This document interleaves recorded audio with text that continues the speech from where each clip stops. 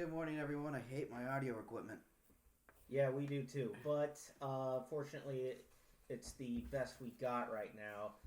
Welcome back to Off the Balcony. If everyone would like to say hi, please go ahead and do that. Hi.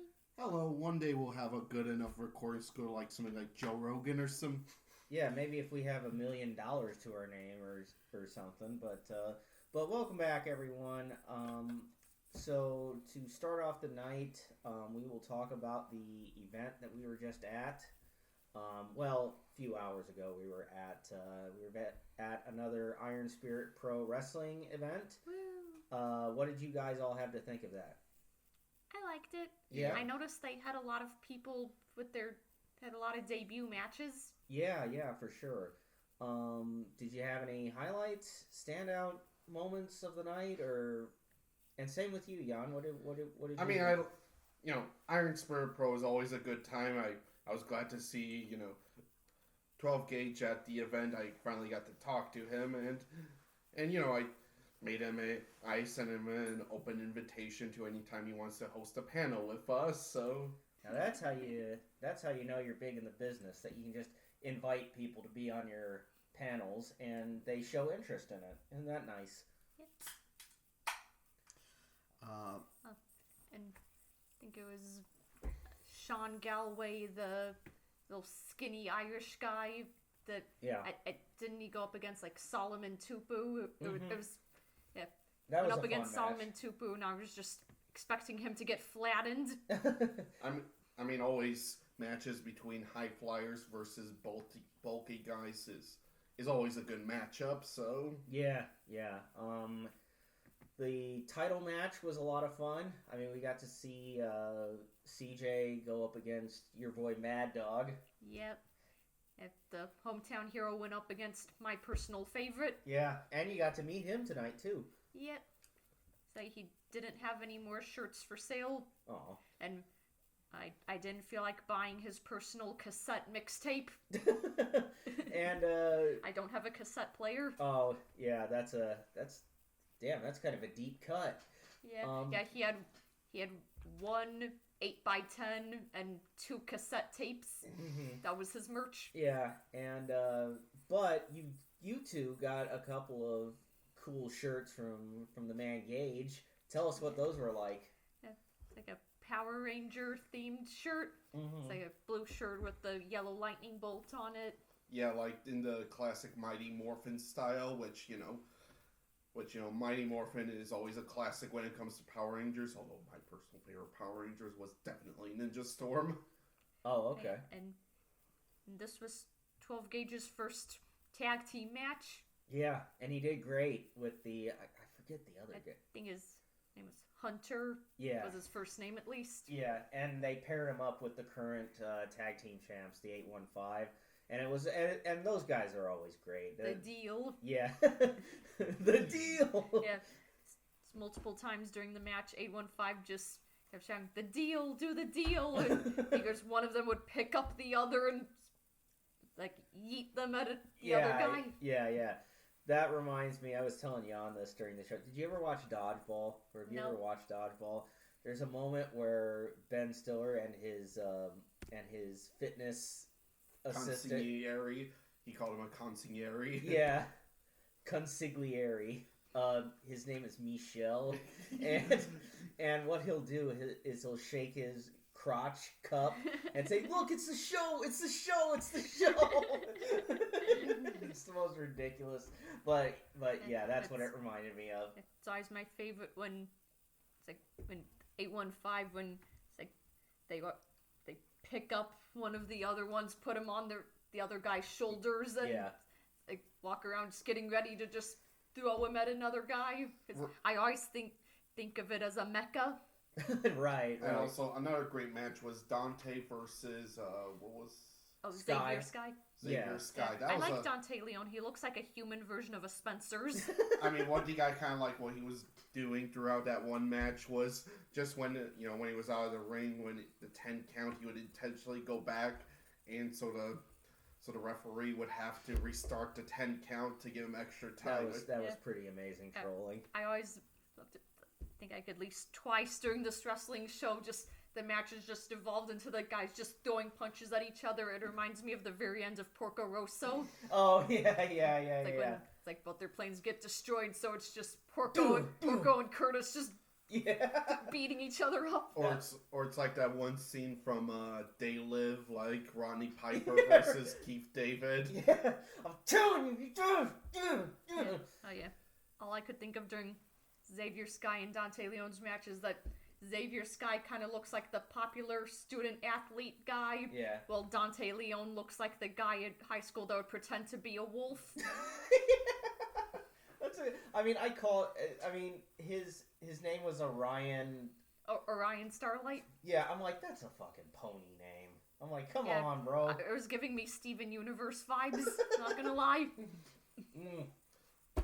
Oh yeah.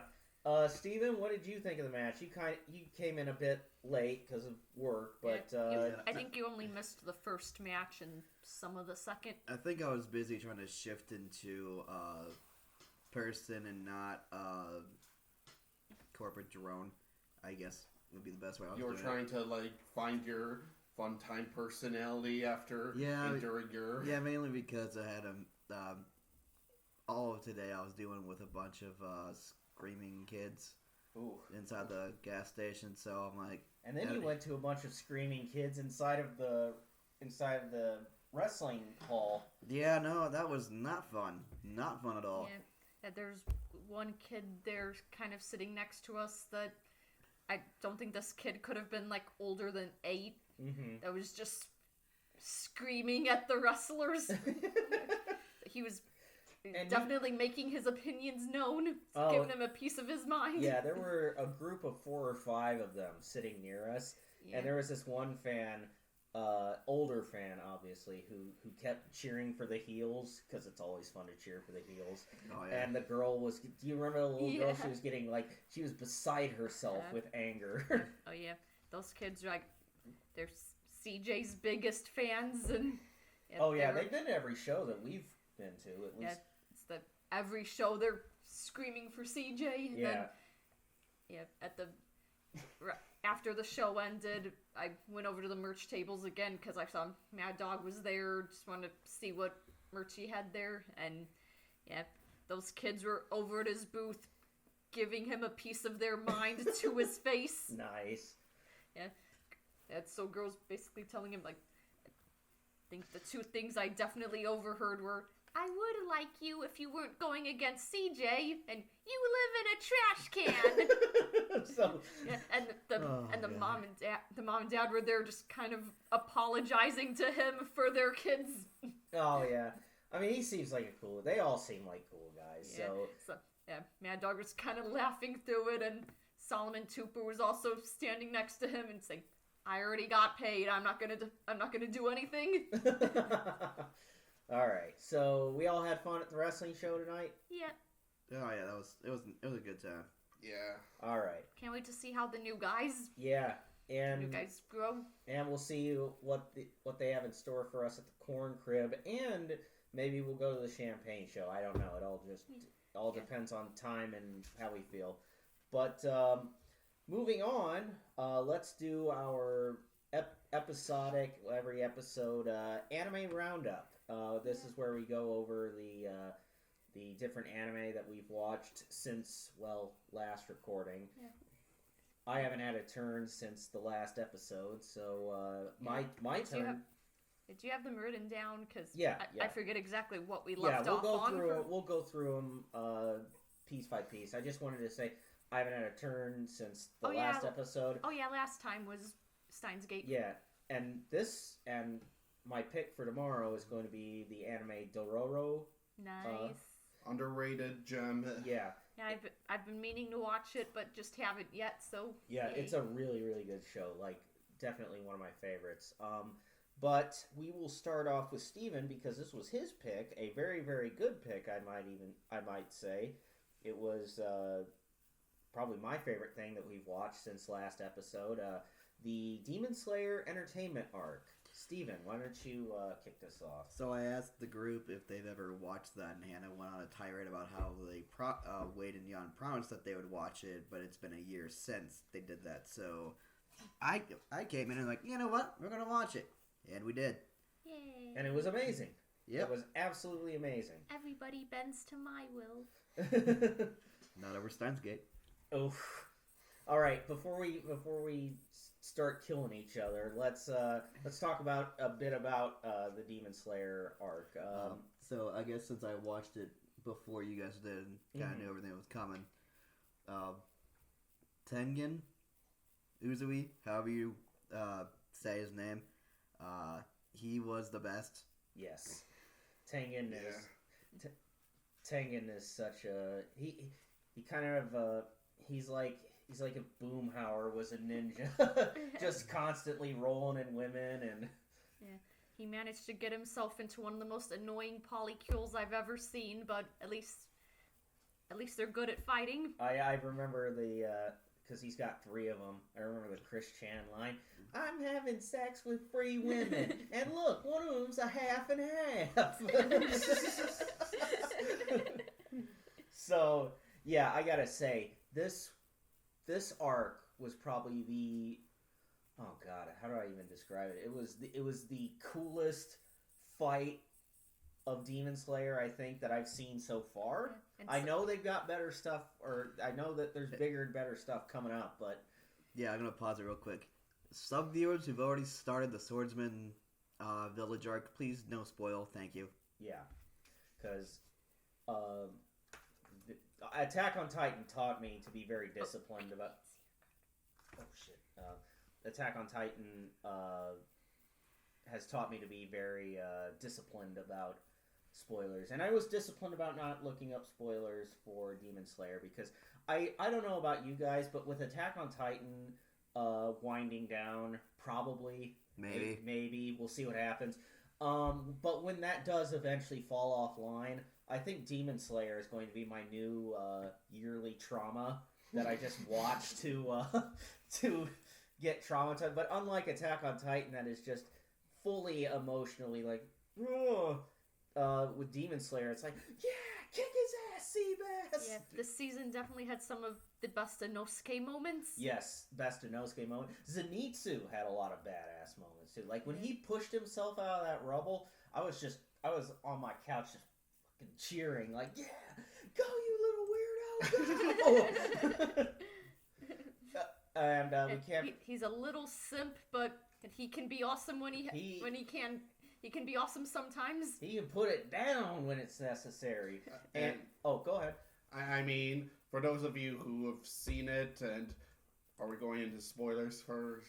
I mean, it's our podcast, Steven. Do you want?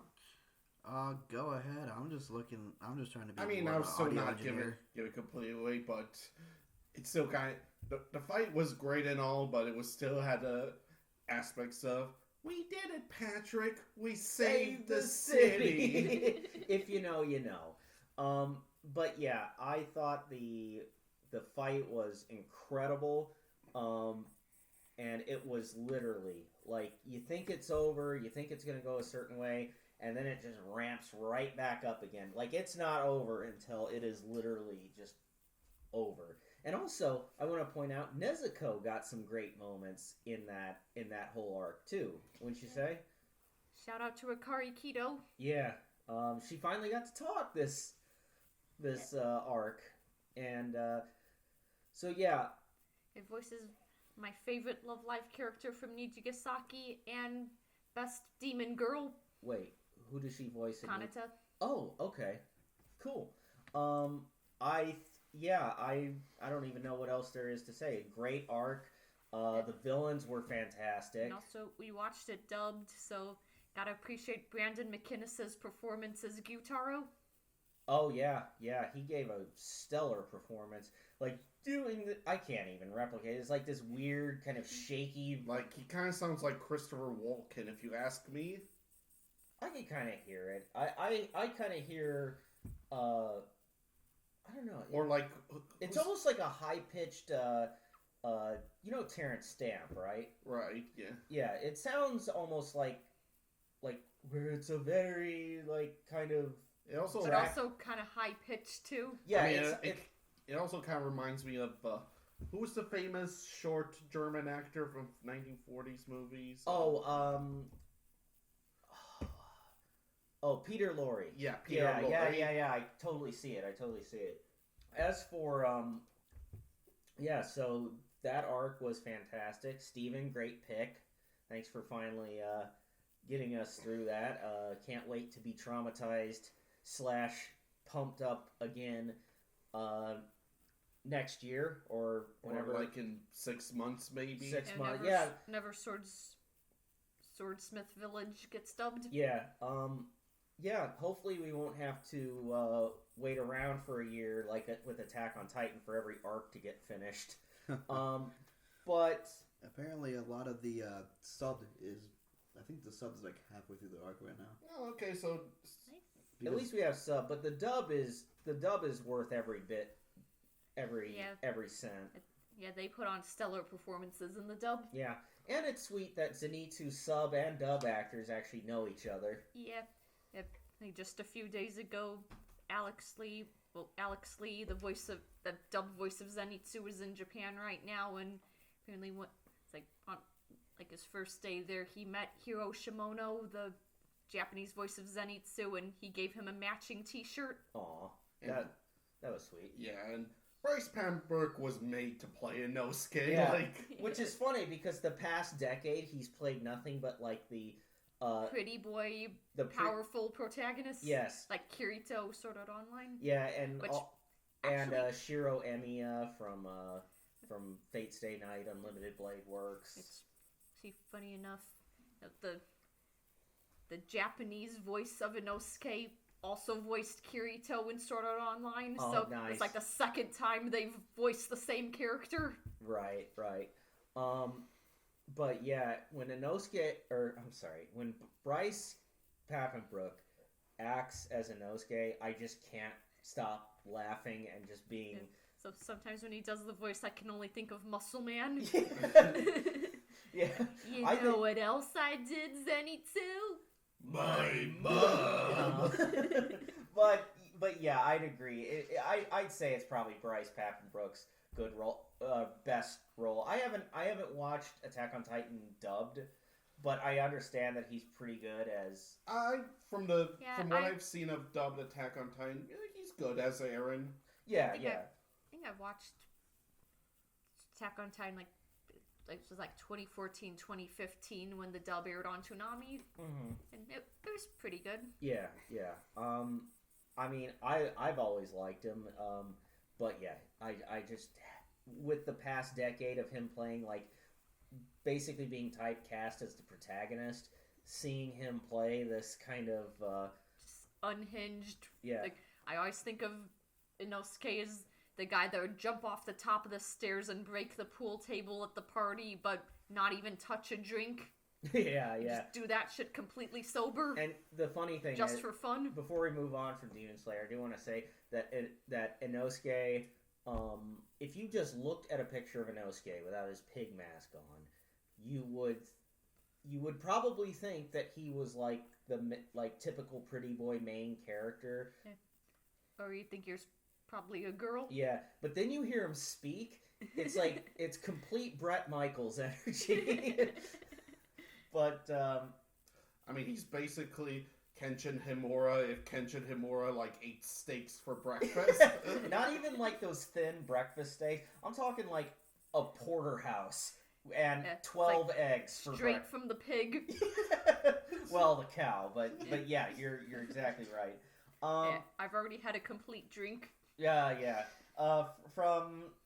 So next anime was Jan pick, Full Metal Panic. Yeah, probably his biggest W. Yeah. Well, I mean, he's picked a lot of good stuff, but after the disaster of MGX, this was a huge step up. I gave it a... You finally redeemed yourself. I mean, for me personally, like, I have not seen the other seasons or spin-offs yet, but now that everyone seems to like it, I'll definitely get around to it. But for me, Full Metal Panic is a show that was probably made for me because it has everything I like. Yeah, the protagonist is literally you. Yes. Yeah.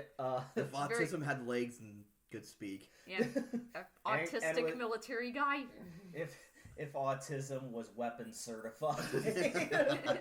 but yeah, it was a great show. I thought like I really missed that kind of early 2000s anime style anyway. So like any chance I get to see a show animated in that style, I'm just automatically interested in it, even if the show doesn't pan out.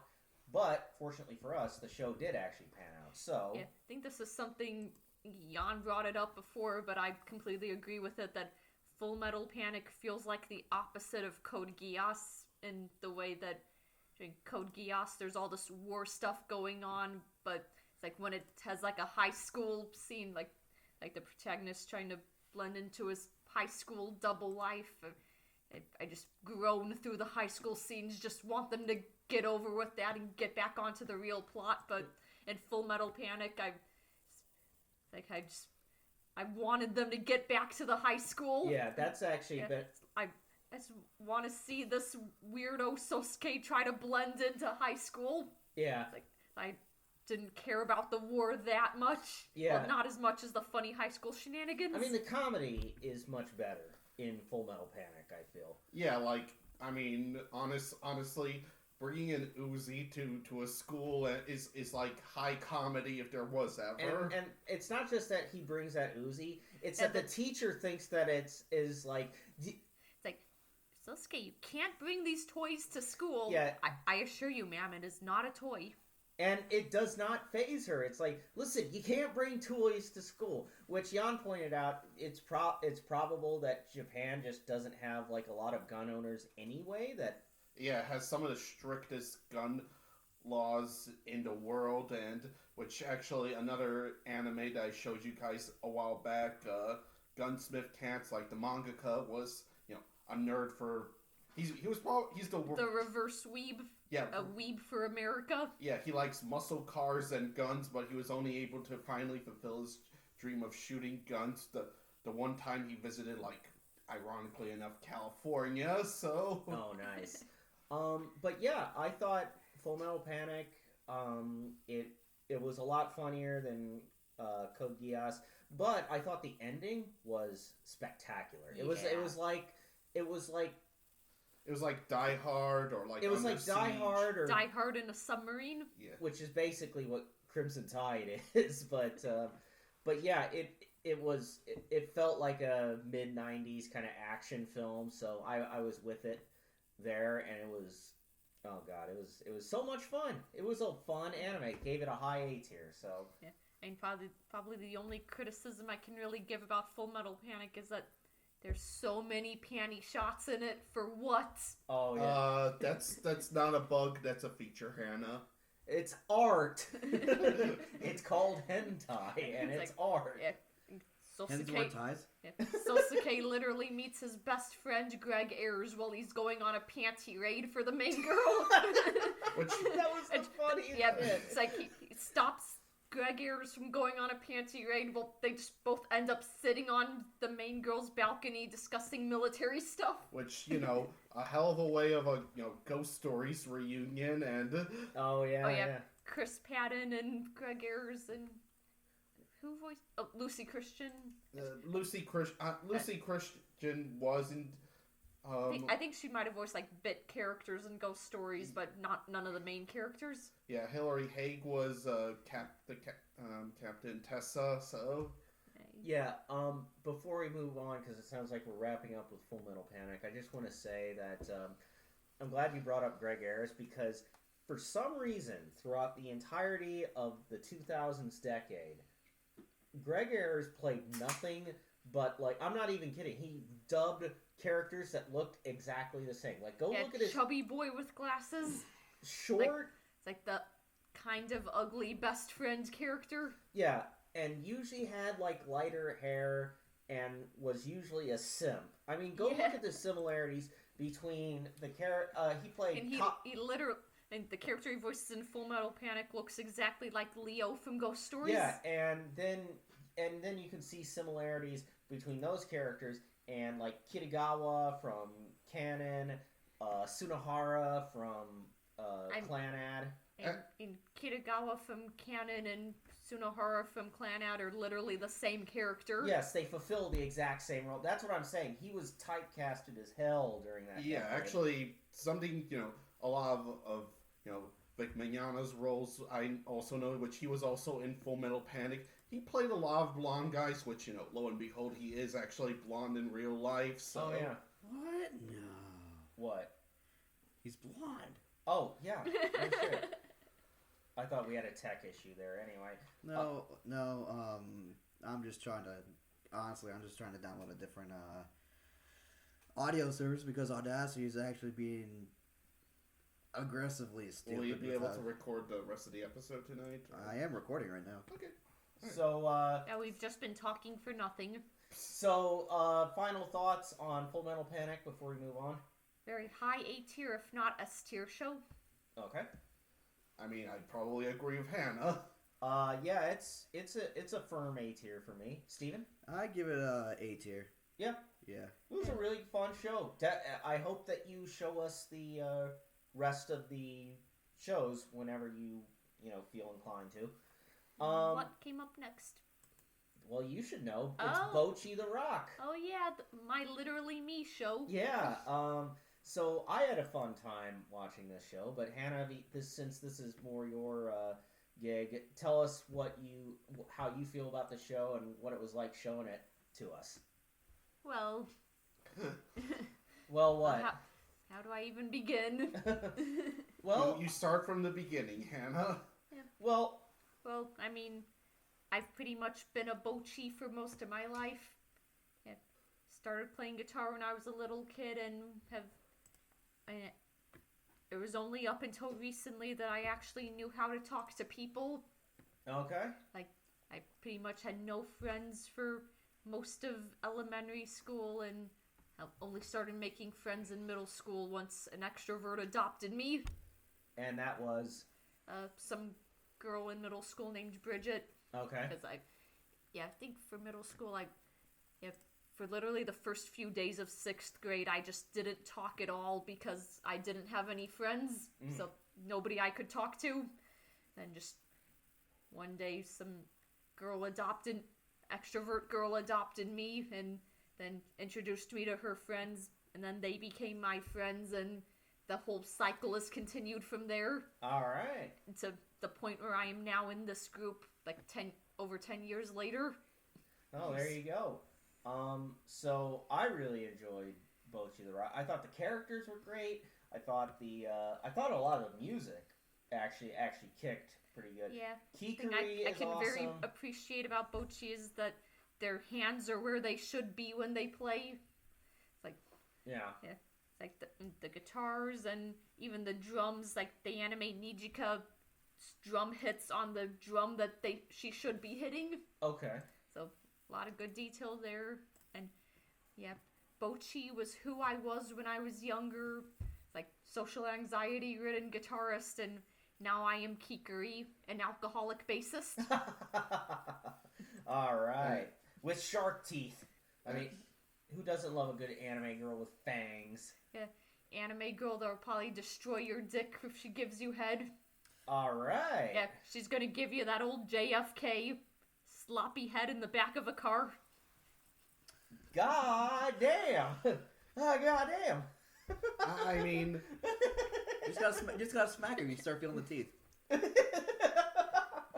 you might be giving me ideas here, Steven, but anyways. Yeah. Sorry, I just had to use that JFK line somewhere, sometime. I mean, Well, you weren't going to use it in a rap song, I imagine. But yeah, I had a fun time watching Bocchi. I wish I had more opinions on it, kind of like how I did with the Love Live shows, but it just, it is what it is. It's a cute little show about a group of girls that start a band. well, What more could we you want? definitely need a season 2. Yeah. I mean, I'll say this, ordinarily I would say this is a show I wouldn't really like as much, because, I don't like, what's Hikikomori characters. I don't like, Debbie Downers, over the top Debbie Downers, but I don't know, like Bocchi is so likable, and some of the show is very out of pocket. Like it just has like it puts Family Guy to shame when it comes to cutaway gags. Like yeah, the cutaway gags are they're not like just references like Family Guy, like Jan mentioned. They just go bizarre with it. Like at some points, like Bocchi just phases out of reality. So it's like she literally disintegrates, and the other ones try to put her back together. Yeah, or they do that whole like the 3D model where it's Bocchi doing the T pose. Yeah, just flinging low poly Bocchi into a bunch of blocks. Yes. Making a bowling alley pin sound effect. Right. So, final thoughts on Bocchi before we move on. What ranking would you give it, Hannah? Very high A tier, and I'm hoping the Kikuri spin-off manga gets adapted. All right. A tier as well. Steven, what are your thoughts on Bocchi? I give it an A tier. Yeah, I give it an A tier too. Yeah. Very fun little show. And once we're done recording this, I know I was on YouTube recently and saw that the full version of that song the Kikuri's band plays, the full version of it finally dropped. So if we do YouTube time tonight, I'll probably play that. Okay. Finally see what the full version sounds like. Okay. And before we move on to our last anime that we watched in the normal rotation, we did have another movie night. We watched Pompoko and the High School of the Dead OVA. Beach OVA. So for Pompoko, I think I found kind of a new favorite Ghibli film. It's not my absolute favorite, but it for some reason it just vibed with me in a way that I mean, it was Winnie the Pooh with balls. Yeah, forest creatures committing domestic terrorism with their testicles. All in like a faux documentary style. It was a trip. Like I don't know what the wider reaction to that movie is. I've heard. I literally only found out about Pompoko like one time a few years ago. Just somebody brought up some Ghibli movie they saw with Tanuki testicles, and I just saw just a screenshot of the scene where they're just paratrooping and using their balls as parachutes. I know it's you just have to see it to believe it. But yeah, I really love that movie. I mean, I would say this like about Pompoko. It's the loveliest children's movie that I will never actually show to a child. Yeah, and it deals with some pretty heavy themes. I don't understand criticisms of it that say that the movie's boring. Like I thought I was invested with it from start to finish. See, Mr. Krabs. Mr. Krabs. Yeah, Mr. Krabs is the leader of the terrorists. I mean, I understand that can be boring. I mean, I checked out a few times. I mean, it is kind of long. It's kind of on the longer side, but yeah. I mean, I compared it to Winnie the Pooh for not just the fact that it's a bunch of forest critters, but it doesn't really have an overall plot to it. It's just like these creatures. Yeah, like slice of life adventures of these creatures, kind of. Yeah. I actually kind of like that about the movie. Like, again, for me, I think I was the only one among you guys who put it in S tier, but I stand by that S tier because I think it was, I just thought it was really good. Plus, it's more of a personal enjoyment thing. I still think it's a defensible movie, and I would still come up to bat for it. And next time we do the Ghibli panel, I'll definitely be making mention of how much I like that movie now. But it's just kind of a personal favorite of mine. Now, while I will defend Pompoko, the same cannot be said for the other film that we watched that night. Yeah, I'm glad we finally got around to watching the High School of the Dead OVA once I'm finally old enough to drink. Hey, I will die on a hill for High School of the Dead. Hey, of course you would. I like High School of the Dead too. It's a fun show. It's a fun show to watch. And the OVA was fun too. It was the first time they even tried to market to the female audience by having Takashi in his fucking banana hammock the whole time. And then was it worth it though? Yes, it was. Well, I like how you're the one to defend that. Hey. Sauce. To quote Johnny Bravo, I want to look like this, not at this. Exactly. Well, all of us guys here probably look like the what's the fat guy's name? Coda. Yeah, well, we all look like Coda in the fucking One Piece swimsuit. No, we look like 20-year-old versions of Red Letter Media cast members. That's fair too. I will say the one thing that's really because there wasn't really a lot of action. It was more of a drug trip kind of. A sexual drug trip. Yeah, I mean the thing that made High School of the Dead exciting was the fact that they were constantly running from the undead. And there was a child in there too for some reason. Oh God, was that a child? I mean, yeah, she looked like I mean that 8 was years old. that was a Deadwing Dork reference. I know that she was a child, but I do have the way she was introduced in the show just made me want to die inside. I mean, technically, except for the nurse, they're all children. I mean, okay. Before we go down this rabbit hole, I do want to say, I do want to say that the ending made me sad for like meta reasons because there's we'll see you again soon in season 2. Yeah, and lol no. And the show never did get finished. In fact, the manga I don't think ever finished because the actual guy who was writing it, the author passed away. I think he passed away from cancer, didn't he? Right. Yeah, he had to. The main reason why he didn't die after the show was made, but he couldn't really write. I think it was like 2017. He couldn't write anymore or work on the show anymore because he got so ill. So yeah, so there's kind of a sad undertone to that OVA. I mean, you're not thinking about that until like the last minute of the OVA when the little girl comes up and makes that kind of "we'll see you again soon" kind of because in the moment you're just thinking of how funny everything you're watching, how bizarre it all is. But then the end is like, oh man, if you know, you know. But so that was all. It's always fun to revisit High School of the Dead. You know, I mean, that'll probably be the last time that we have any new material to go off of, but you know, it is what it is. But not the last time we have any nude material to come off of. That is true.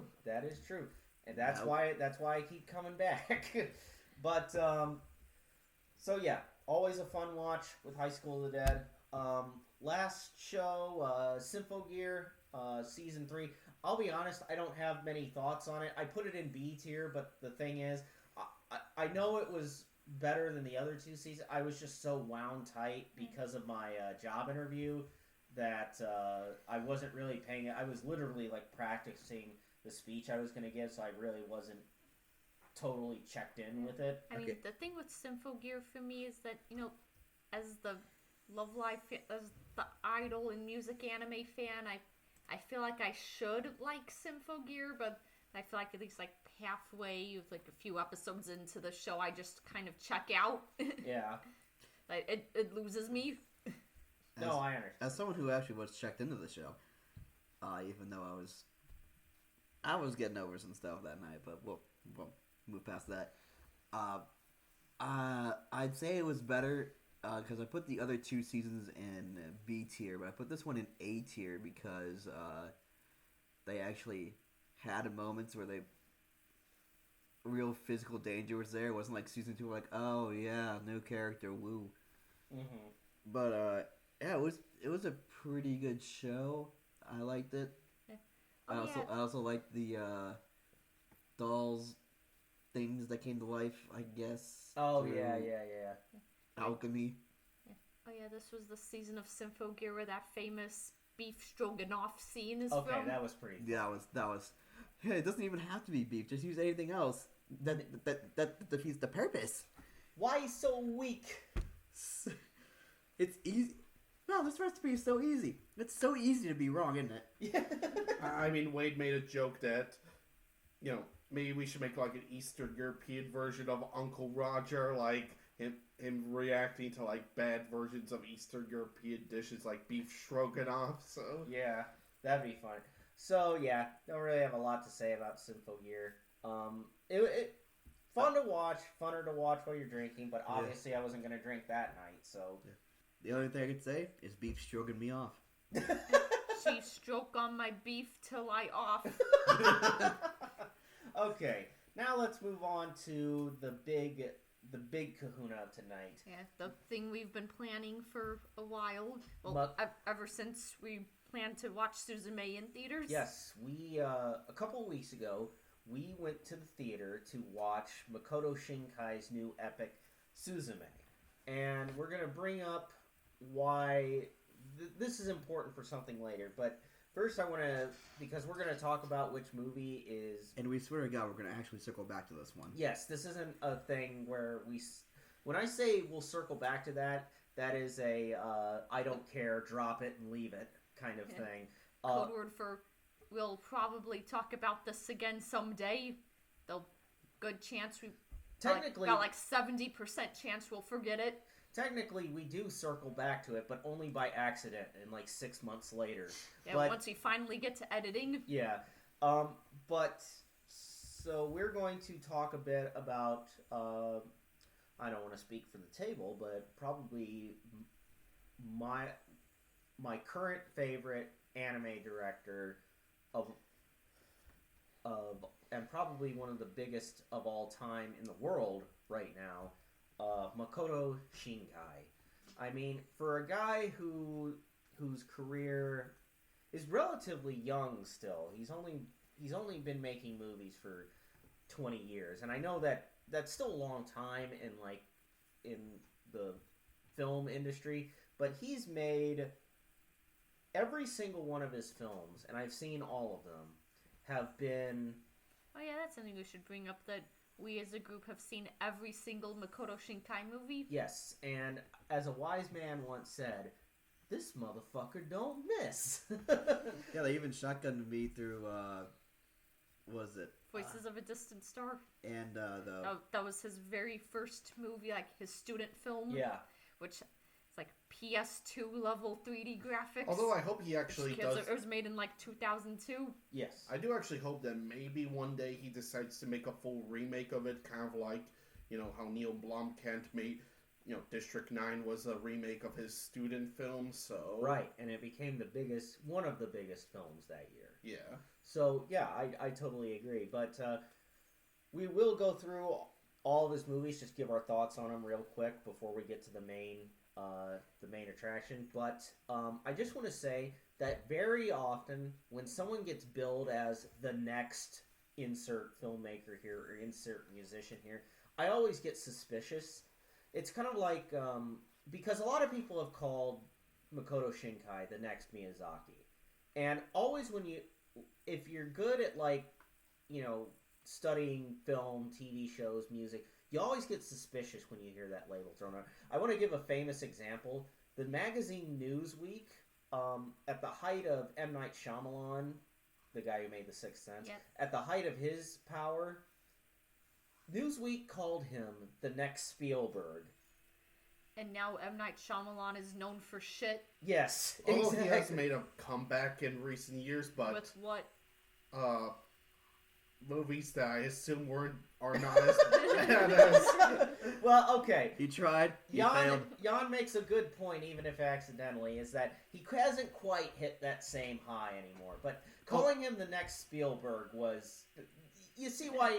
It's an insult to Spielberg. Yes. Oh, what was that movie? Split. Yeah, Split was actually pretty good.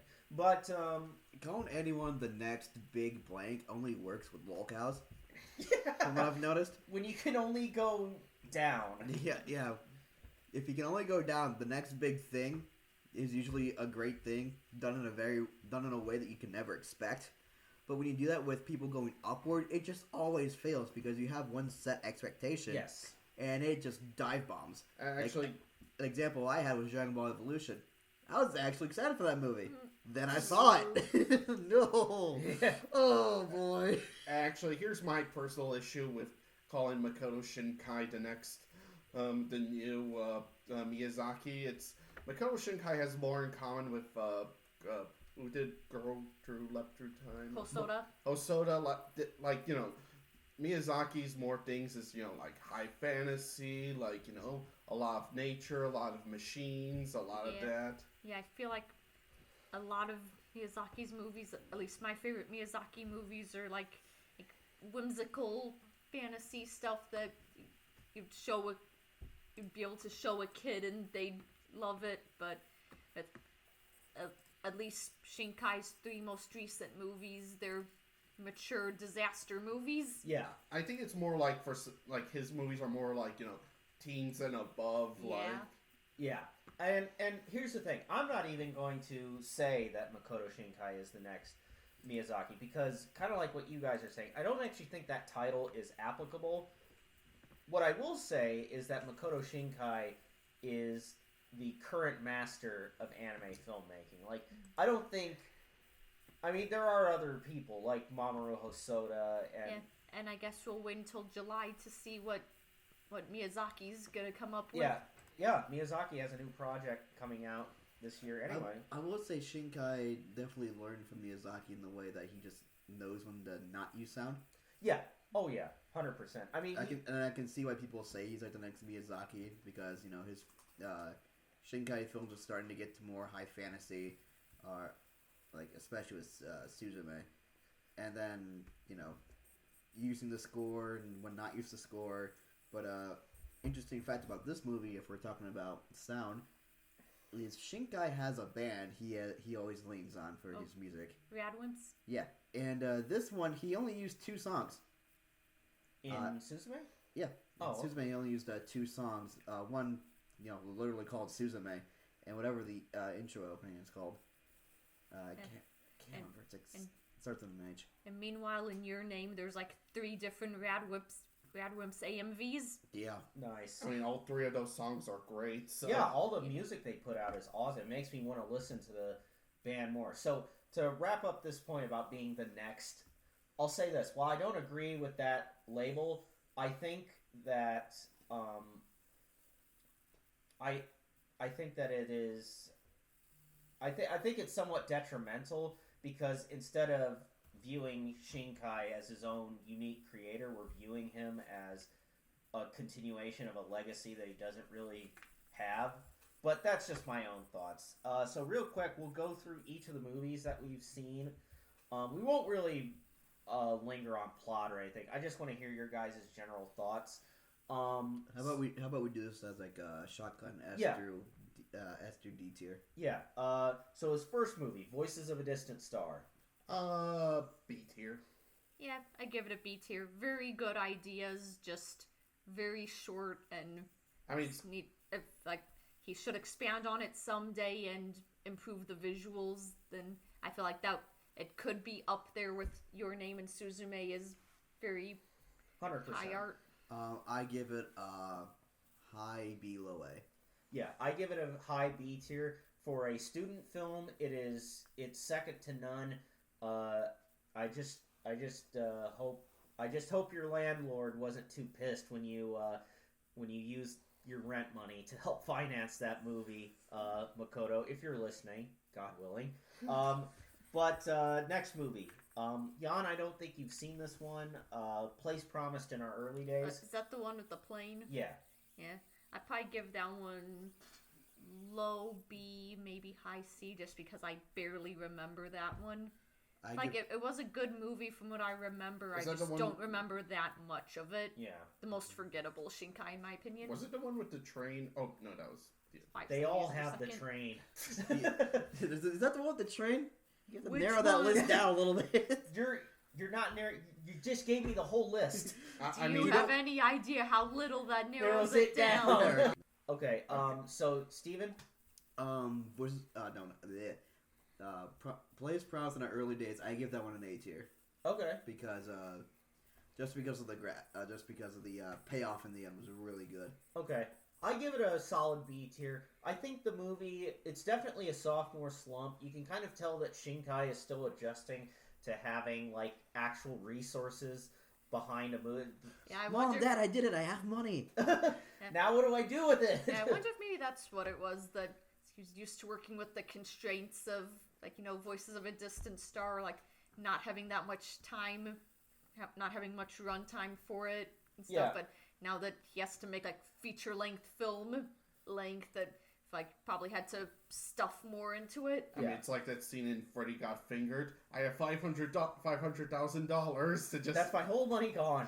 My whole money gone. You know, easy come, easy go. So yeah, I'd say it's the closest he comes to missing for me, but I don't think he missed. Yeah, I not a think complete miss. Yeah, it was still a worthwhile movie. I still enjoyed it. Like hitting just a little bit off instead of the bullseye. Yeah. 5 centimeters per second. Steven, I don't think you've seen that unless you watched it independently. I did. You've seen it? Okay, so Jan, what did you think? B tier. Yeah, B tier for me too. Not forgettable as Promise in our early days, but I mean, I still remember most of 5 centimeters per second. Just not my favorite. Okay. I like trains. Yes, we should make mention of this. That some train magazine gave. Yeah, apparently, I think it was either Train Magazine or Trains.com put this in their list of 50 greatest train movies. And it probably beat out Great Train Robbery. Yeah, planes, trains, and automobiles, probably. Yeah. Hopefully it didn't beat Bullet Train. yes. Yeah. Wait, But here, I think the list came out before Here, Bullet did. Train. I'm so- actually gonna look this up now. But Okay. You can keep talking. So I give it a B tier as Mhm. well. It's not that I don't remember; it's just that it's been so long since I've seen it. I didn't prep for the show. You can tell because this. I'm gonna keep bitching about this audio software, but yeah, if I keep going about it, I'm gonna keep bitching about the software. So Okay. Oh, go okay. ahead. I found on the Wikipedia page at the very bottom of the reception category of 5 centimeters per second, it says, in 2010, Trains Magazine rated this film 45th of the 100 greatest train movies. yeah, top 50. Yeah. we made the top Yeah, 50, boys. over half of the greatest train movies ever made. Yes.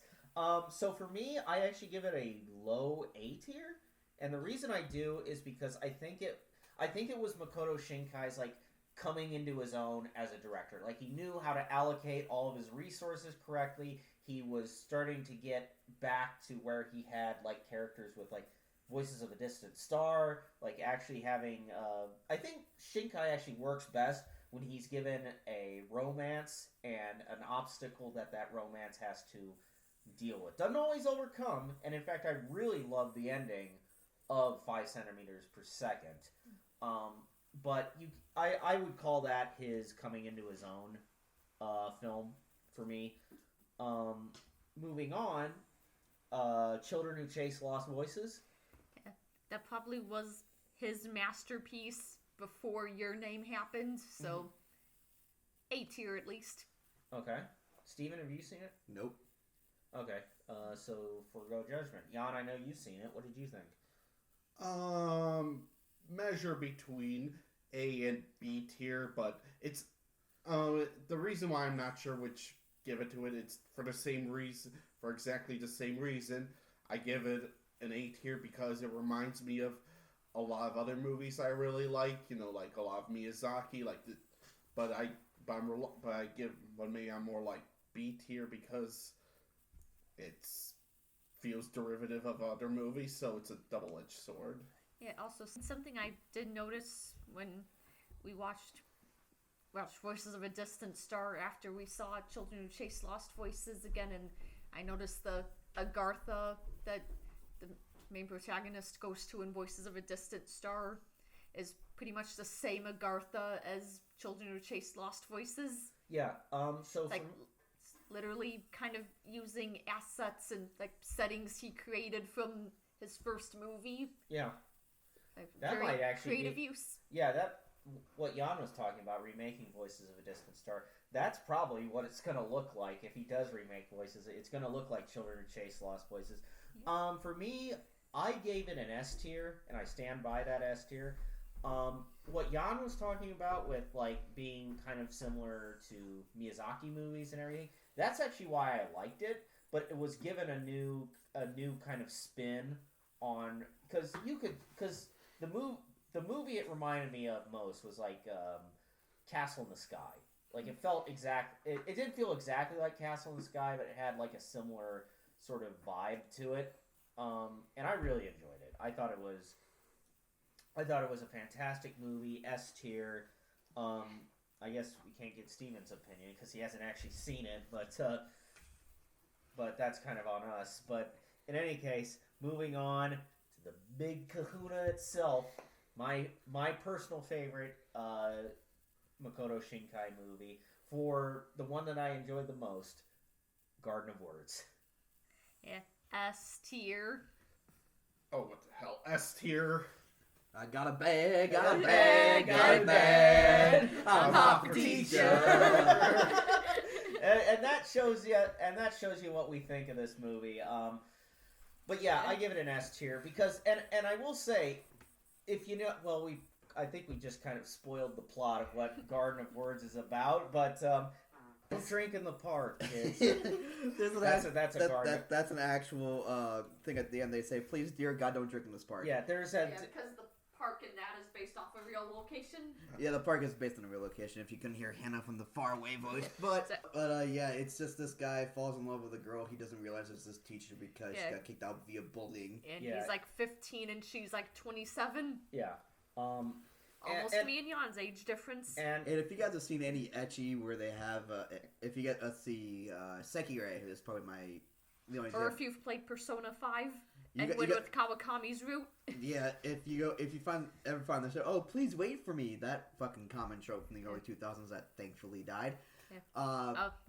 For Persona 5, I was thinking if you go on Miss Kawakami's route, like your teacher that works part-time as a maid is one of the romanceable options, and there's one dialogue option where she says, but I'm your teacher and you're my student. One of your dialogue options is, and that's the best part. So, real quick, getting back to my track, it was basically saying, I'll wait for you is essentially how that movie ends. And then she moves on into another, and then the teacher moves to another Shinkai film. Voiced by a completely different actress. Which I don't think was the intention of anyone, because I don't think anyone caught that when they were making the movie. I like to think they're two separate characters, just similar character design. Yeah. I don't think they ever said her name in. Yeah. The movie called Your Name. or she is living with him.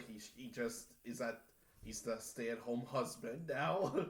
Or just rolls up, is like pulls up outside the school in his convertible, like revs the engine. It's like, oh, my boyfriend's here. Runs out to the car. The students look out the window, like, hey, wasn't he a senior last year? I was about to say he's become the new, but I can't think of any famous shoemakers. Oh, wait, what are you referencing? Because the boy's dream right. Garden of Words was to make shoes. Oh, yeah. Either that or he has a foot fetish. Either way. How do you think people become shoemakers? So, in Nike's case, the guy just made shoes in a waffle iron and died from the cancer, but that's fine. So, real quick, I the reason I like this movie so much is that a lesser director could have, taken this kind of touchy subject matter and just completely either made it into something ridiculous or made it into something, without taste. Something gross. Yeah, it would have just become just a hentai or something. But instead, it's handled with a lot of grace, a lot of tact. It works. I think the movie, it's my personal favorite Shinkai film. I don't think it's probably his best work, but yeah, high S tier, definitely high S tier for me. Yeah, don't drink in the park, kids, or do. Yeah, I mean, we don't have any affiliate. However, drink while recording a podcast. However, I am obligated to say this because YouTube's going to be YouTube if we don't. We do not condone drinking in the park, but we understand. Yes. I mean... And we don't live in Japan. It's not our responsibility. Don't drink in the park, but still go cougar hunting if you... Because apparently because there are some cougars out there, kid, and they're on the prowl. Sit in that gazebo and wait. Yeah. I'm waiting for my Harley Quinn. Okay, so what's up next on the list? The next one is Your Name, and I just want to give a brief mention. We'll just give our rankings. We'll talk about reasons later. So real quick, ranking. Your Name, I give A tier. A tier. S tier. S tier. S tier. S tier, and I would give it an S tier as well. We'll come back to this. I swear to God, we will circle back to this, but it's part of the ending thing that we're gonna do for this podcast. Next movie that we'll talk more at length about. Weathering with You. How many of you have you seen it? I get that confused with the plane one. Every time. Place Promised in Our Early Days. Yeah, so I don't think I have seen Weathering with You. Okay. Yeah. Well, hell, I know you two have seen it. What did you two think of it? That's B, maybe low A. It's just that the ending is. Yeah. I'll be honest. Like I'm with Hannah on this one. Like it just. The more I think about it, the less and less I like it. So It is a beautiful movie, but just gorgeously animated. So I give it a low A tier, but I will talk about the ending because I actually agree with you on that the ending's not good. But the reason why I don't think it's good, spoiler alert. This is about a guy who falls in love. A girl who, when she prays, she stops the rain. Yeah. But doing that so often will make her disappear, which is pretty much just a sacrifice for being able to stop the floods. Yes. So the end of that movie has the main guy basically come take her back from death. Yes, and that doesn't solve the flooding problem. The movie literally ends with, oh, now Tokyo's just gone now. Now, here's the thing. I don't actually have a problem with that as a decision. But the problem is the movie doesn't really commit to it. And what I mean by that is that he makes the decision, certainly, but the actual ramifications of what he did is something that he never processes, nor does the film seem to acknowledge it. It's like he doesn't really face consequences for that. Yeah, and it's basically killed thousands, not millions, whatever the population of that region of Japan is. Well, it's not just for one girl. Yeah, it's not really like a flash flood. It's like the rain just keeps accumulating in Tokyo and the city. It can't handle it anymore. Yeah, exactly. Which geography nerd here, and I had to take a course in urban planning. Now that you guys are talking about it, I can actually kind of see it in my head. They would actually be able to deal with it. Mm-hmm. It's just that they just have guys out there just trying to clear away more solid things from the city grates and whatever the fuck. They will still do their jobs. It's just that, well, shit, now we're drowning in rain. Yeah. I mean, I don't have a problem. Well, I mean, I think trains in Tokyo can't run in heavy rains. Well, so it's like that would put a bunch of people in out of jobs and kids not being able to go to school. Like millions of people ride the trains in Japan every day. Like those are relied on for daily life. If it was storms, I understand, but I think they should be able to handle. Because I haven't seen it. How bad are the rain? I probably it's not torrential downpour all the time. Just rain that just doesn't fucking stop. Yeah, it's like imagine the rain that we walked through getting out of the wrestling show. Just imagine that, but constant. Forever. Yeah. So not too bad? Yeah, but I mean, so obviously I'm not going to litigate the realness of it. I mean, I appreciate that real world perspective, but it's like with this movie, it's not that he makes that decision. So the main character, gets his girlfriend back, but the film doesn't really acknowledge what he did. So it's like, oh, Tokyo's gone, but at least I live happily ever after. Yeah, and fuck them kids, give me mine. Yeah, and it's not that I needed the kid to, get executed or something for what he. I just wish that they had actually given emotional weight to what he did. Oh yeah, and there's also that plot at the beginning where he runs away from home and ends up finding a gun, and that's only really brought up in one scene near the end. I almost kind of forget that even happens. Oh that yeah. He's not just just some random Tokyo kid. So yeah, It's a kid that runs away from home and somehow finds a gun in a garbage can at like McDonald's. yeah. So Weathering with You, I give low A tier. I wish, like, it was definitely Shinkai's heat check to see if, like, because he had, you know, just made one hit film after another, and then it's like, okay, they need to sort of... I'm not God here. Yeah, and then he comes back and makes Suzume. So let's, real quick, tier list ranking for... Yeah, I guess Steven will start S tier. S tier? A tier. A tier? S tier. I give it an S It's tier as well. probably the most personal enjoyment I've ever had in a movie theater. Really? Oh, wow. Yeah. Nice. Yeah, though, I'll admit, when Chair Sota falls asleep, I just can only think of that video of the waffle falling over. Yeah. It's like, Okay, so to start this off, we're probably going to have to cut this discussion short because we're kind of running out of time here. But I still want to have this discussion because there's been a lot of talk on the internet about about Suzume being maybe Shinkai's best film. Shinkai's best film, if not his magnum opus. But I want to do a check to see what everyone thinks. So I had everyone write their answers down on what film do you think is better, Suzume or Your Name? And so we have 3 for Suzume and 1 for Your Name. Yeah. So all valid answers around. For reference, Steven, Hannah, and I have given Suzume the top spot, and Jan gave Your Name the top spot. I'm the liberum veto of the group. Okay, so See, I tried to say that last time. I get fucking put on a cross. I mean, we're used to it with Jan. Yeah. Degenerates like you belong on the cross. Is that a line from Fallout? Yes. Okay.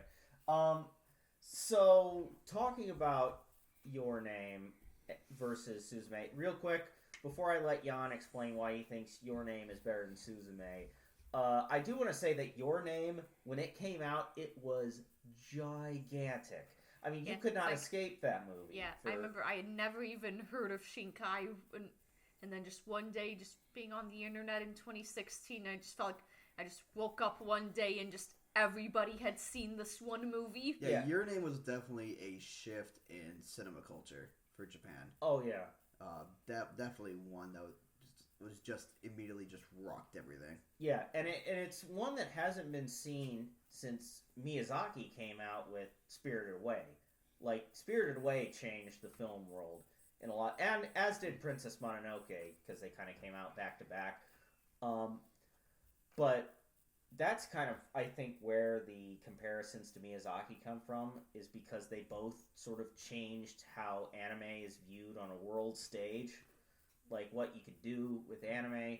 And so I just wanted to point that out, that Your Name from like 2016 to 2018 was just inescapable. Like, everyone was talking about it.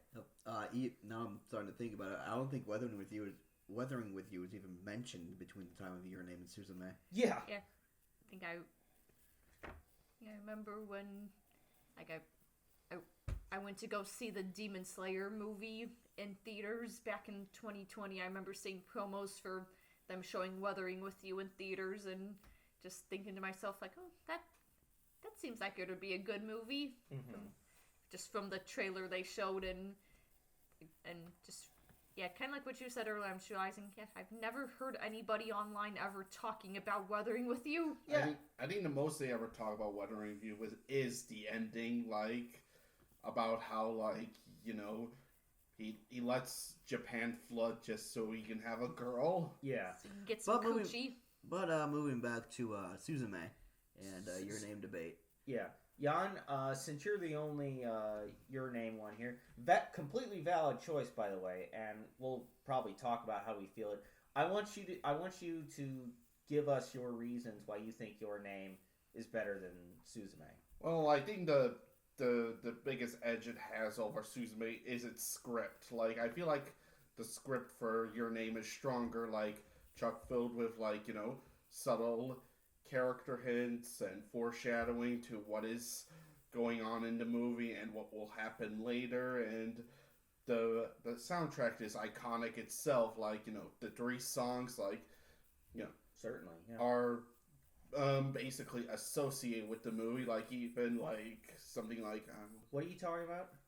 Pipimi and Oh, Popcorn Pipimi from Pop Team Epic. Pop Team Epic. Even Oh yeah, in the reference. first episode they did a really short Your Name parody. Yeah, for context, they in that very first episode, It's pretty much just a reference to everything. yeah, like it was already seen as iconic as something like original Berserk like or the something. Oh, yeah, they What did is reference your name? I me. And then the comet just falls and kills everyone. Nice. So, script, better music, anything else? Foreshadowing. I think that was Your Name's biggest strength in its script is its excellent use of foreshadowing. That I've seen this movie now 3 times, and I keep seriously in the background little details to so this is what it was implying, or so that was the payoff to this. Even the lead girl's character, like little necklace she had in the flash forward, was an indication of future events, like what would have been her fate in one timeline if it wasn't for the intervention. So Yeah, that's a good point. So I actually agree with you that Your Name is still a fantastic movie for me, and there's a lot to love about it. I would say what I find most compelling about that movie is the lead couple, like Mitsuha and Taki. Yeah, and Taki. That couple is so compelling and is so good together, and their connection is great. And when the ending finally comes, you just feel like cheering, like because they beat everything. They haven't seen each other. They may think they've lost each other forever, and then at the very end, they finally find each other.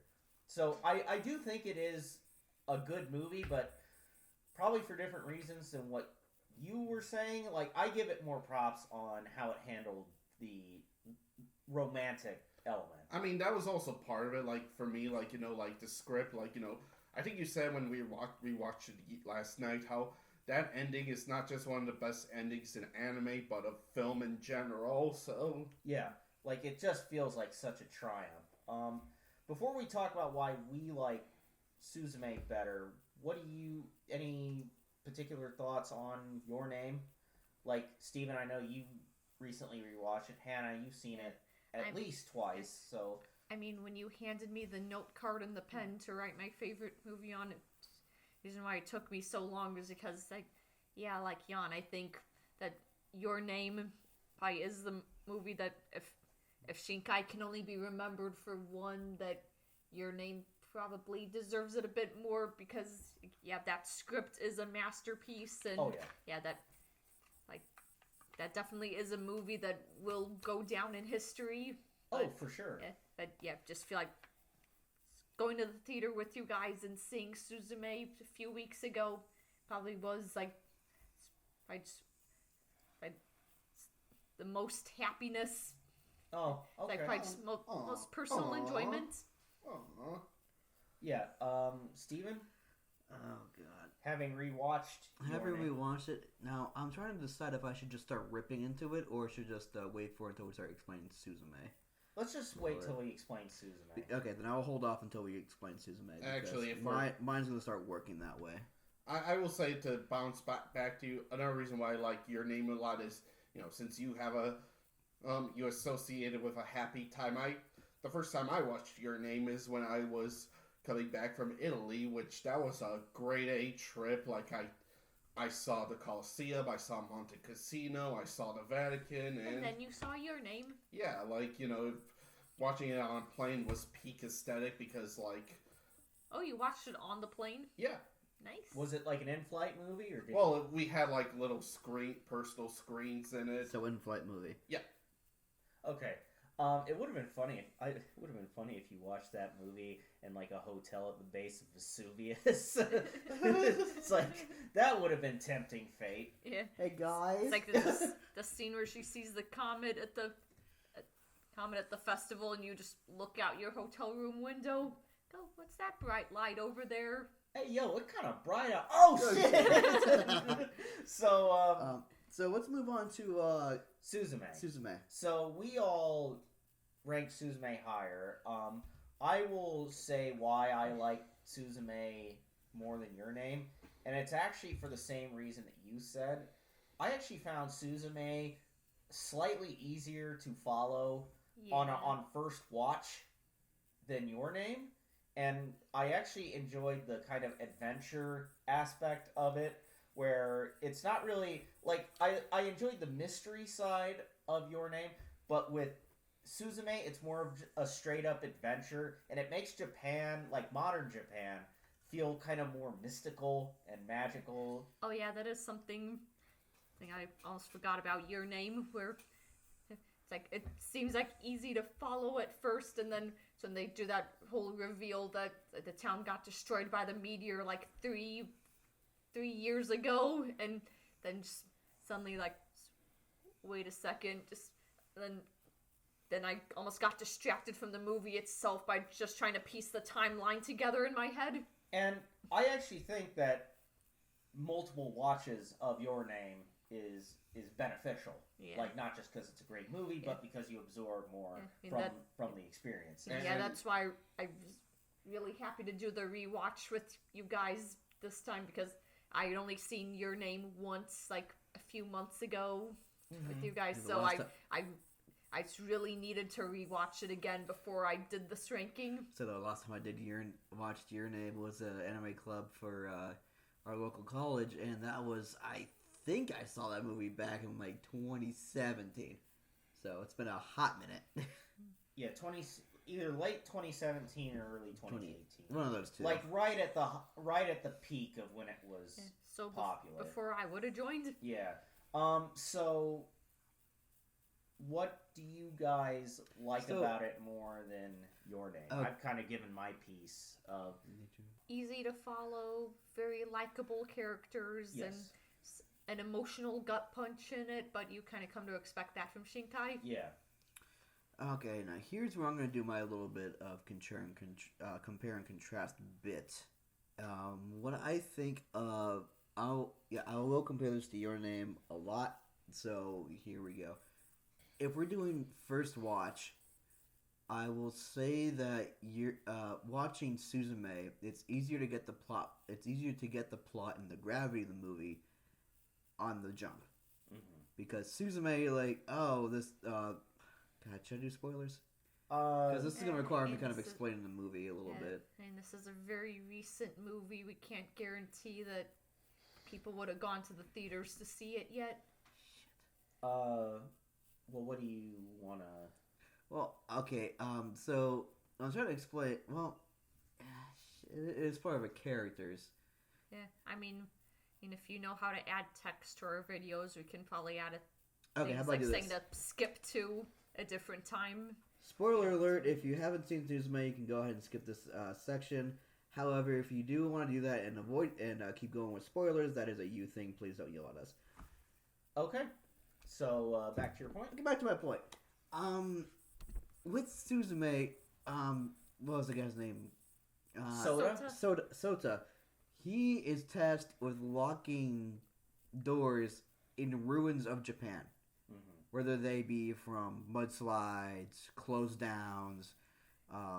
It's basically any abandoned area. Yeah. All areas abandoned due to natural disasters. Natural disasters or man-made disasters. So he is supposed to be locking doors, which is where the mystical stuff comes in. But in Your Name, any type of mysticism is dropped gradually, which I kind of did appreciate on the rewatch.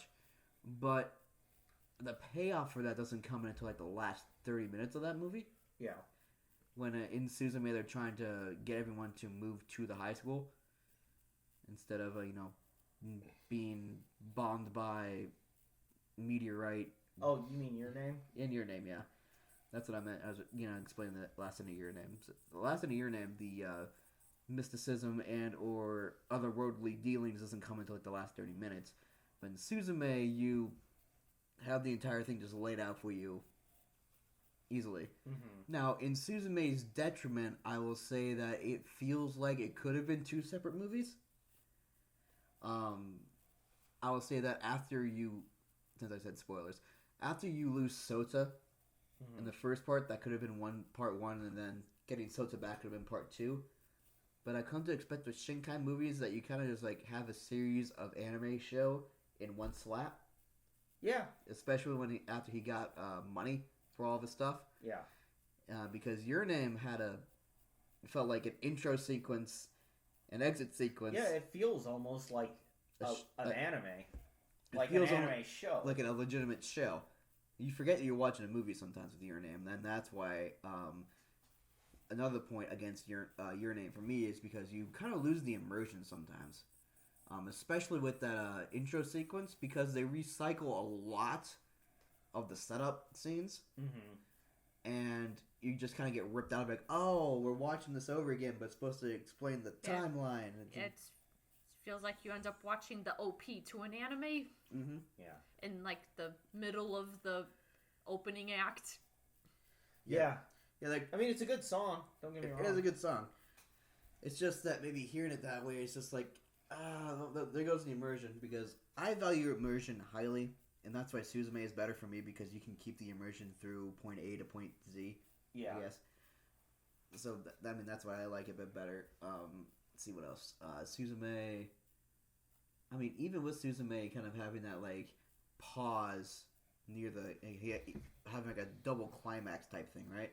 Because one climax is Sota being made the keystone after Suzume took the keystone out, like Oh yeah, you spend most of Suzume wanting to kill a fucking cat. Yeah. And then in the last 10 minutes, you're sad that it has to. Like, oh, the cat was actually good. Yeah. Yeah. And I think I think to kind of do a bit of what Steven's doing, like kind of saying, even though acknowledging that I think Suzume is better than Your Name, I will say one thing to its detriment is that I didn't feel as much of a connection between Suzume and Sota. I believe that they were in love and they're a good enough couple. It did feel forced. It felt like a they little literally bit only met like 3 days ago before you. And now I'm yelling at mommy. I'm not gonna say that rest of the sentence. I'm yelling at mom because I met this chair thing that I want to help. I ran away with. Like 16 years old, I ran away with like a guy in his 20s that turned into a chair. The guy, the girl is 16 and the guy is 22. So I guess if you're on Twitter, you can have at it with that type of conversation. But runs away on a magical journey with a 22-year-old that turned into her childhood chair. Yes, which I guess is kind of And she promises she'll wait for him. So 2 things. One, the animation on that chair is pretty spectacular. Like they make that thing move. Like imagine how powerful he'd be if the chair had 4 legs. and the one leg held him back. Yeah. And 2, Sota fighting with the cat. You're lucky I'm broken. And 2, for Your Name's benefit, like we were saying with the romance in Suzume being slightly forced, I think that's where Your Name, just to kind of reiterate, I think that's where Your Name gets it right more, is that the romance is spectacular in Your Name. Like, if Suzume and Sota had the level of connection that Taki and Mitsuha had in Your Name, then it would have been far easier for me to put Suzume as as what I think is the best Shinkai film. But as it is now, I still think it's like you believe it enough that they're in love, but it is kind of like with Your Name, you actually had time to develop out this romance. They're learning about each other through the kind of body swap mechanics. Yeah, it's like they learn a ton about each other like before like the big oh shit reveal happens. Yeah. And you could believe that they would come to the conclusion that they're in love with each other. I mean, with Suzume, like it's only real twist is that Soda only does this part-time. Like, I thought he was going to be like a spirit or a wizard, but... I did like that reveal that he's a grad student in Tokyo. Yeah, it's like, oh yeah, I live above these two old ladies who probably want to fuck me. I mean, it's kind of like the quote in Princess Bride, oh, it pays the bills, so... And like, I'm only in this... It's a family business. It's a living! Well, it's not even a living. He said it to himself. I'm like, being a teacher so I can get fucking paid so I can do this thing. So I can do my magic bullshit on the weekends. But, yeah.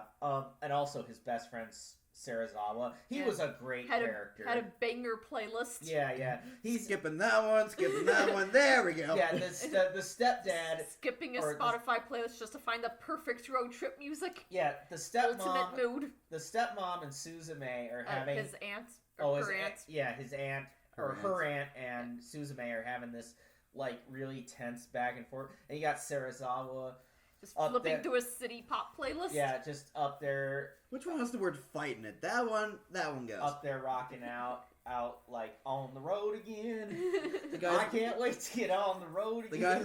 The guy's like in a rent-to-own Lamborghini, and he just completely butts that car up. Also, like when they get into the accident, just finally the roof. And then we say goodbye to the passenger door, which is taped on in the next scene, which is goddamn hilarious. The emotion in Suzume could be heavy, but I thought that the comedy, like, it had some really good comedic bits, especially with like the physical comedy with Sota, like, and scenes like that with Sarazawa. Some of the slapstick was pretty good. Yeah. So I know we're not going to come to a consensus on this, but I thought it would be fun to kind of talk about what we thought was better. However, there's one thing I'll say in terms of scripting, and I think Suzume does it better. Yeah. Because I know Jan says that Your Name does it better with foreshadowing. However, I feel like Your Name got a little bit pretentious with the foreshadowing. This is where I kind of wanted to end it back. This is the time we actually do circle back and see if it makes it circle back. Suzume constantly is like guides you through points that want to be made in the movie. Mm-hmm. Guides you on a journey. Your Name's like, we have this set thing, but we're gonna give you clues in the background that you have to rewatch 18 different times to get to the point of it. I did not. It might just be me, but I'm watching a movie. Things can be explained differently in movies than anime shows, which is why I compare Your Name to an anime show. Yeah, I know. That's kind of why there's one show I want to show for anime club sometime, Bacano, but I feel like that's one I'd have to show twice because it's one of those shows that's really good, but it's told out of order. So I remember I watched it once and like I really like the show, but not.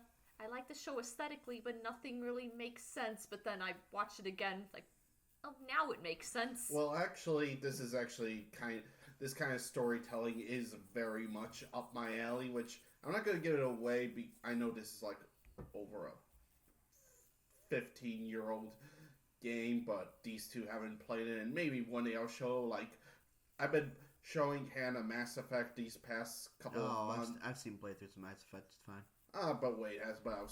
But for the first game, I think its greatest strength outside its characters was like the slow burn mystery to what was actually going on in the universe that it was, and the moment that it's revealed what are all the pieces that are being put together, it's like one of those like, oh, so that's why everything functions the way it does. This was like, Oh, so I am a fan of this guy's storytelling, that it slowly reveals like what its hand is like, and you know, I know that repeated rewatches can be sometimes a pain in the ass for some people, but it makes, you know, the experience all the more richer that you see like, oh, so this is what that thing was in the background. Oh, okay. Mm-hmm. I think that doing multiple rewatches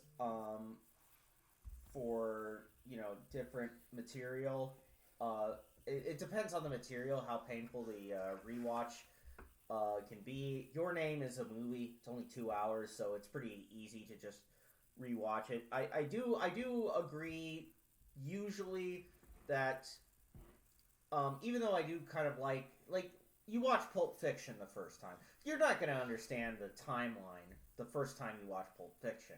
It's going to take you like 3-4 times to fully parse out where everything sort of slots in and when does this scene happen and when, and, you know, where in the timeline, where's like the actual ending. I mean, there's a reason that movie got like the Academy Award for Best Screenplay, because that movie is so complex, but yet it all makes sense as you're watching it. So I think Your Name does work in that regard. Personally, I just thought Suzume was easier to digest, though there are elements of Your Name that I think are far and away better than Suzume. Actually, a better example for what I was explaining, because it's something all four of us as arcs watched, is Attack on Titan, especially in the earlier arcs and season. Oh, sure. That you slowly like piece together like what is like going on, what are the Titans, why is the royal government acting so strange, and even after the hand is played to answer some of these questions, more questions get brought up. Yeah, so it's kind of the Tolkien approach to storytelling. Don't just answer a question. Answer a question, but allude to even bigger parts of the story. It doesn't mean like just be confusing intentionally, but imply that there's more going on at every point. And that's where I give points to Your Name. Yeah. See, this is why it took me a little bit. It took me a block before we actually started up this joint, even though I was getting pretty angry at this audio setting, which time number 3 if you want to take a shot for the game. However, yeah, that's what I'm going to say, and that's where I think we should end it, because we could probably go on for hours and hours about this. Oh, yeah. However, it is 7 after midnight as we're recording this. I think a few of us want to go to sleep so we can be operable for the next day. Yeah. How long have we been? How long is the podcast? Hour and a half. Yeah. Hour and a half for audio. Right on time. Yep. So, thank you guys for sticking with us to the end. If you guys want to email us some topics to do, we do not have anything major planned that's podcast worthy up until July. So if you guys want to email us topics, please do that at offthebalcony21@gmail.com. I have to say this. I'm going to say this now because the YouTube algorithm likes it. Please like, share, and subscribe. I hate myself for saying that. And also, it is pain. To dovetail off of Steven's request for podcast topic ideas, if you guys ever have a panel idea that you want one of us to cover at a con sometime, suggest it, and we'll review it and see if it has any legs, and maybe we can do something with it. Just something to throw out there. Yep. Same email, offthebalcony21@gmail.com. We all have access to this email, so we can all see it at individual points in time. So, other than that, last housekeeping notes. I have finally, since our school is coming to at least my schooling is coming to an end, I can throw myself more full time at the automobile project that we got. So now I can start working on that one heavy. Yay. Finally got spark plugs, but I can't get a certain other part because the car's too old. Story of my life. But yeah, I will. But where to expect updates for that? I will post them on this channel in a separate playlist. It will be called the Automobile Playlist, and I will have clips and everything shown up here probably after Hannah, Jan, and I move into our apartment. I probably should get that up midweek afterward. Okay. Sounds good. So everyone can be caught up to where we are at currently with the car. Okay. Any other notes from anyone else? Real quick, I just loved that for the DVD for Your Name had a trailer for my other favorite anime film, Girl Who Leapt Through Time. Oh yeah. That was fun. nice. Oh yeah, I don't think we ever talked about where we put she and her cat. Oh. Makoto Shinkai's first real Oh, She and movie Her that Cat. he It was a 5-minute long movie he made for a girl he had a crush on in college. Yeah, I guess coming back to that topic. But that's not his wife or anything, just some girl he liked. B tier. Yeah, in B tier, just... B. I mean, the implication that the cat really wanted to get with his human felt kind of Maybe weird. that's why they didn't end up together. All right, Yeah. so I guess we're shutting down at this point. Yeah, okay, so this has been the Off the Balcony podcast. Thanks for joining in with us. Have a good night. Good night and good luck. Bye. See ya. Stay frosty.